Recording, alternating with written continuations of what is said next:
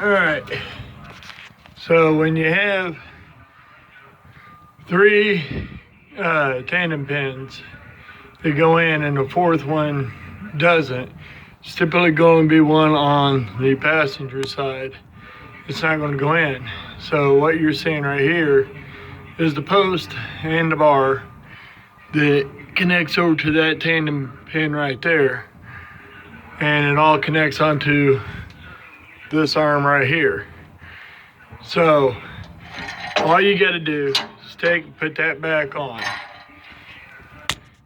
and you take your washer and you slide that on there like that. And all you got to do is take one little cotter pin like this,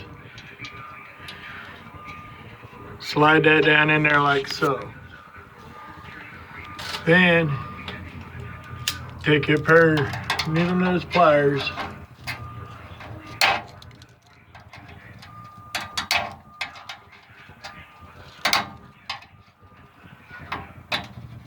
and you spread it out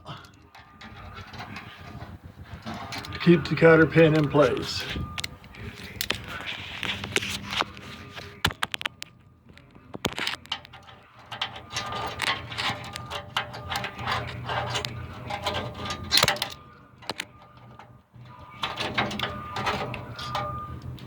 It's that simple.